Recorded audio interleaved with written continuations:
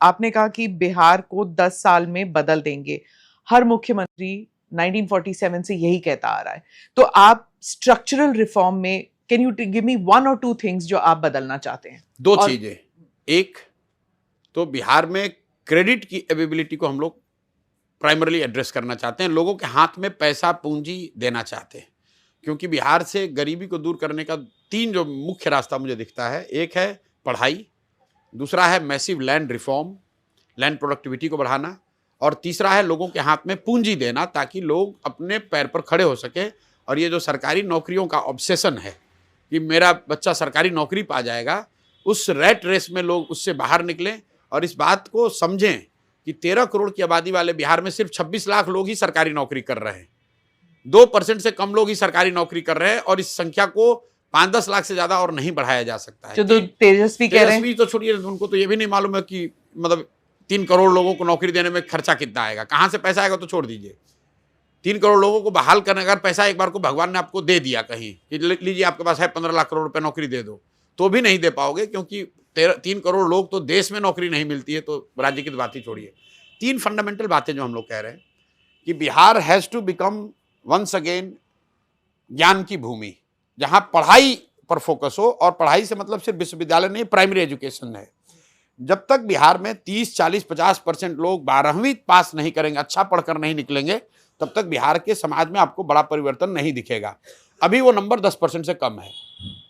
दूसरी बात जो हम लोग का लैंड प्रोडक्टिविटी, यहाँ 55 लाख हेक्टेयर जमीन खेती के लायक है।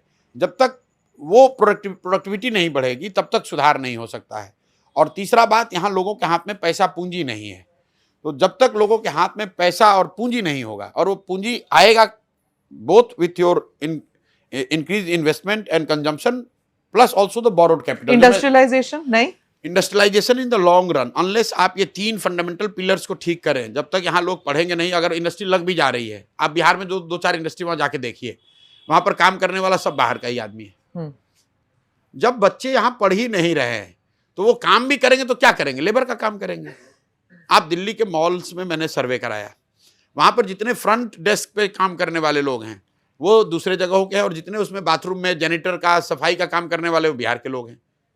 ऐसा नहीं कि उनके पास ग्रेजुएशन की डिग्री नहीं है, लेकिन उनको अंग्रेजी की समझ नहीं है, अंग्रेजी बोलने की समझ नहीं है। स्किल डेवलपमेंट स्टार्ट हो जाता है 1 साल में, तो उनकी ट्रेनिंग हो सकती है स्किल डेवलपमेंट में। 1 साल में तो नहीं होगा, लेकिन हो जाते हैं 1 साल में। अगर आप प्लम्बर, इलेक्ट्रिशियन, ऐसी वाली जो प्लम्बर, जिसमें 8 स्टैंडर्ड के बाद आप प्लम्बर, इलेक्ट्रिशियन, कि बिहार में शॉर्ट रन में ब्लू कॉलर जॉब से बहुत बड़ा काम किया जा सकता है, लेकिन अल्टीमेटली बिहार को अगर आगे जाना है तो we have to create white opportunity for white collar. Industrialization को एक नजरिए से देखा जा रहा है, जैसे राहुल गांधी ने कहा कि बिहार में 1 एकड़ 1 रुपए में अडानी को बेचा जा रहा है। ही जस्ट इमीडिएटली देखिए, ये तो राहुल गांधी आएंगे तो कुछ भाजपा, मोदी अमित शाह के बारे में बोलेंगे, अमित शाह मोदी आएंगे तो राहुल गांधी के बारे में बोलेंगे।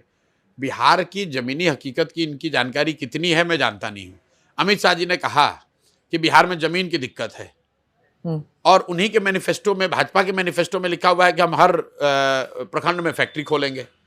तो या तो अमित शाह जो कह रहे थे वो गलत है, या जो घोषणा पत्र में लिखा है वो गलत है। लैंड एक्विजिशन हुआ है ना इंडस्ट्री के लिए, लेकिन वहां पे कुछ बना नहीं है। आप बताइए कि बिहार में सड़कें, नेशनल हाईवे सुधरा है, हाँ, तो अगर जमीन नहीं है, एक्विजिशन नहीं हुआ, तो नेशनल हाईवे कैसे बना है?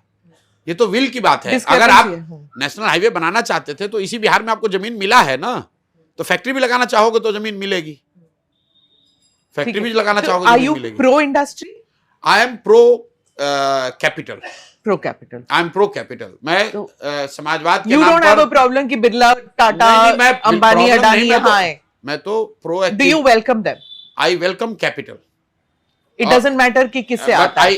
Our fundamental belief is कि capital doesn't come only from few industrialists. Capital जो है वो लोगों के हाथ में क्रिएट होना चाहिए, कंजम्पशन बढ़ना चाहिए, उससे कैपिटल क्रिएट होगा। सोशलिस्ट माइंडसेट की कैपिटल सिर्फ सरकार की तरफ से आएगा? बिल्कुल नहीं। मैं समाजवाद के नाम पर बिहार में गरीबी का बंटवारा नहीं करना चाहता हूं। मैं कैपिटल क्रिएट होते देखना चाहता हूं, कैपिटल हार्नेस करना चाहता हूं, और उसमें समाज की बड़ी भूमिका चाहता हूं। जो यूरोपियन मॉडल है, अमेरिकन मॉडल और यूरोपियन मॉडल में जो थोड़ा सा जो फाइन डिफरेंस है वो ये है कि part of European model is based on more equitable distribution of capital. Okay, मतलब बहुत बड़े billionaires, welfare state, welfare state तो है ही, वो तो Mixed भारत economy. भारत की के कॉन्स्टिट्यूशन में ये आपको वेलफेयर स्टेट बना ही हाँ. रहना है। लेकिन कैपिटल के लिए ओवर डिपेंडेंस ऑन इंडिविजुअल्स हाँ, वो नहीं चाहते हैं। कैपिटल के लिए more distributed form of capital creation and capital consumption का रोल देखते हैं। नमस्ते, जय Hind, you're watching ANI podcast with Smita Prakash. अगर हम उसको मस्जिद कहेंगे तो फिर विवाद होगा। इशू इस टूटा है क्या भारत? 400 पार का मतलब ये है कि संविधान खतरे में है। क्या हम लोग ये निर्देश देते हैं कि फला को गिरफ्तार करके जेल डाल दें? वही तो कह रहे हैं सब। ये बेबुनियाद निराधार आरोप। सच्चा सुनना चाहो देखो स्मिता प्रकाश ANI, it does not lie।